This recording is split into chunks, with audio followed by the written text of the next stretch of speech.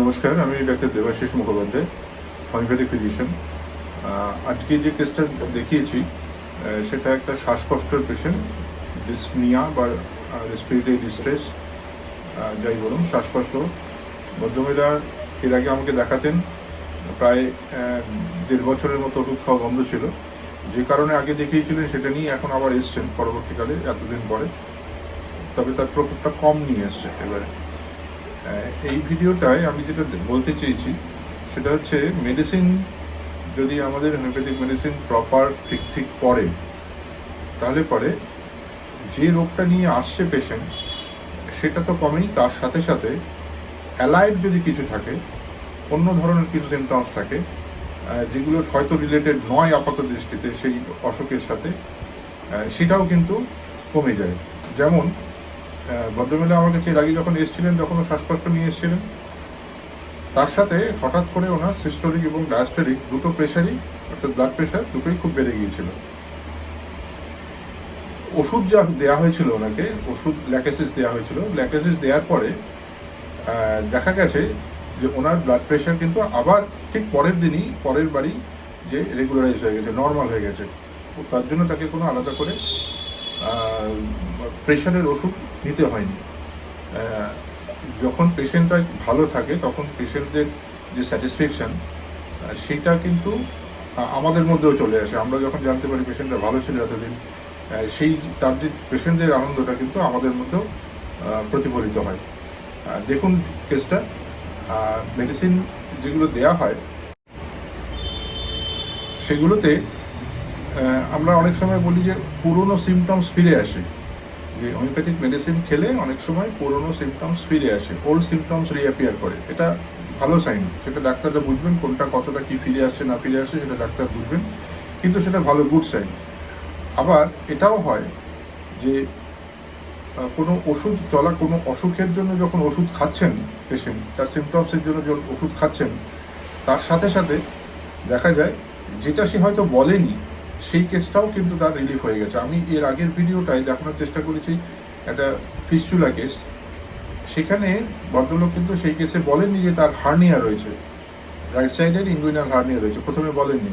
Treatment চলাকালীন পরবর্তীকালে বলছেন যে ওনার হার্নিয়াটাও কিন্তু, রাইট সাইডের যে হার্নিয়া ছিল সেটা ছোট হয়ে গেছে আগের থেকে অনেক, মাঝে মাঝে একটু একটু বোঝা যায়। ঠিক এই দেখো, এখানে এই কেসটাতেও একই রকম, ব্লাড প্রেশার ওনার হাই হয়ে গিয়েছিল, সেটা একবার মাত্র মেডিসিন দেওয়ার পরে কিন্তু আবার রেগুলারাইজ হয়ে গেছে, নর্মাল চলে এসছে।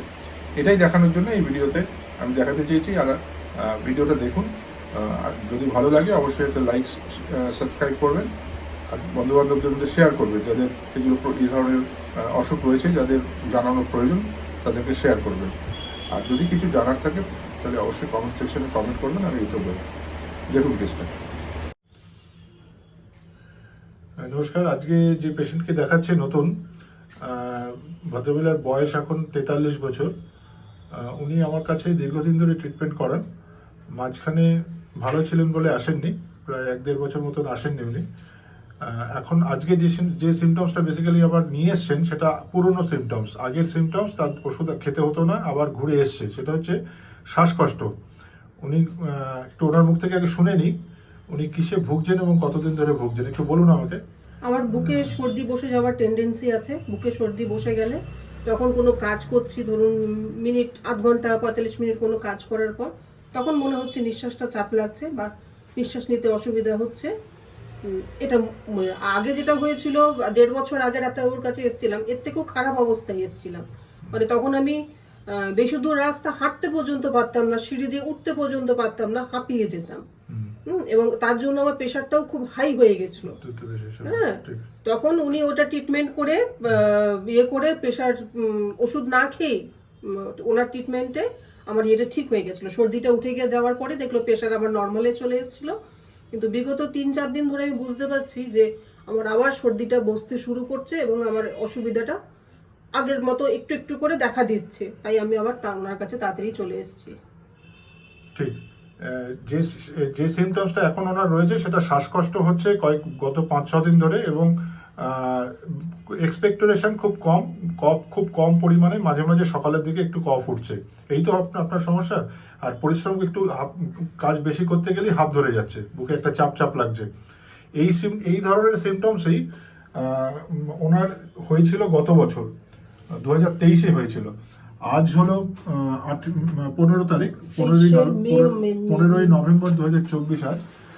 উনি প্রথম এইগুলো নিয়ে এসেছিলেন আমার কাছে, সেটা গত বছর 2023-এর মার্চ মাসে। ওনার সিমটমসটা তখন ছিল, প্রথম কাশি দিয়ে শুরু হয়েছিল, এবং যে সিমটমসের উপর বেস করে যে ওনার মেইন মেডিসিন যেটা এসেছিল দ্যাট ওয়াজ ল্যাকেসিস, এবং সেই সিমটমসগুলো কিন্তু এখনও প্রমিনেন্ট রয়েছে বলে সেই ল্যাকেসিসই ওনার এসছে এবারের প্রেসক্রিপশনেও।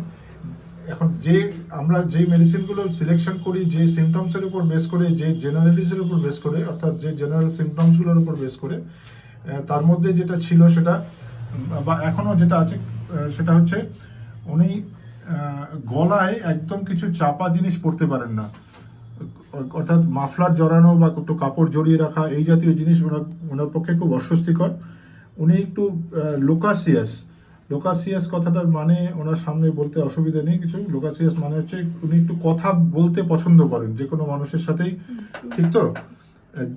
যে কোনো মানুষের সঙ্গে একটু বেশি কথা বলতে পছন্দ করেন, চুপচাপ থাকতে পারেন না, ভালোবাসেন কথা বলতে বিভিন্ন মানুষের সাথে। এবং হয়তো সেটা কখনো কখনো টপিকস চেঞ্জও করে যায়, কোনো একটা টপিকস নিয়ে আলোচনা হচ্ছিল, জাম্পিং একটা টপিকস হয়, সেই রকম হয় মাঝে মাঝে।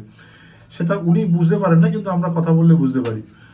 আর একটা ভয় আছে ভীষণ, স্নেক, কুকুর এবং সাপের ভীষণ ভয়, ঠিক তো? সাপ এবং কুকুরের ভয় রয়েছে। আর মিষ্টি, গরম এগুলো খেতে খুব ভালোবাসেন, মাছ খেতে পছন্দ করেন।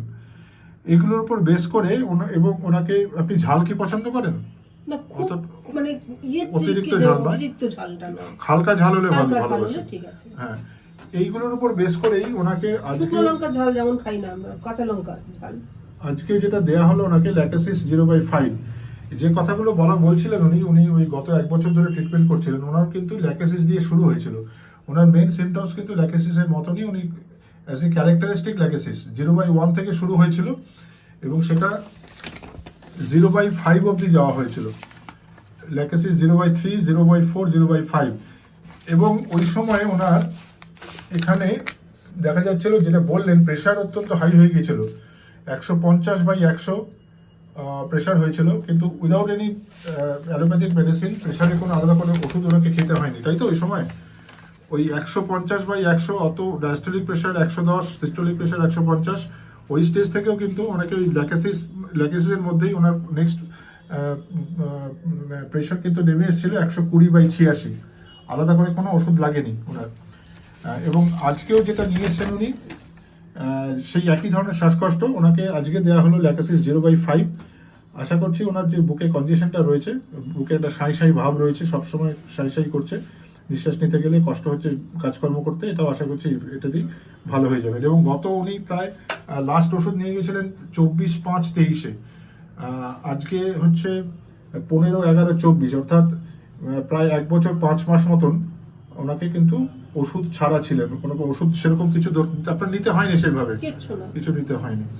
এটাই দেখানো ছিল যে মেডিসিন মাত্র, ল্যাকেসিস একটা মাত্র মেডিসিন দিয়ে কিন্তু ওনাকে ওই শ্বাসকষ্ট থেকে কিন্তু অনেকটা রিলিফ দেওয়া গিয়েছিল। এবং তার সাথে যদি মেডিসিন সিলেকশন ভালো হয়, আমরা বলি তার খিদে বাড়ে, তার প্রেশার যদি থাকে সেগুলো কমে, এক্ষেত্রেও সেই একই প্রমাণ দেখা গেল, তার প্রেশার কিন্তু নর্মাল হয়ে গিয়েছিল। এটাই দেখানোর ছিল যে মেডিসিন আমাদের আলাদা করে কোনো কিছু প্রয়োজন হয়নি অ্যালোপ্যাথিক মেডিসিনের এখানে সাহায্য নেওয়ার। এরপরে আশা করছি যদি উনি এরপরে আসেন, এর মেডিসিন কেমন থাকেন সেটার একটা রিভিউ আমি দিতে পারবো যদি এরপরে উনি যোগাযোগ করেন। আপনার পারমিশন নিয়ে ভিডিওটা করলাম, ধন্যবাদ।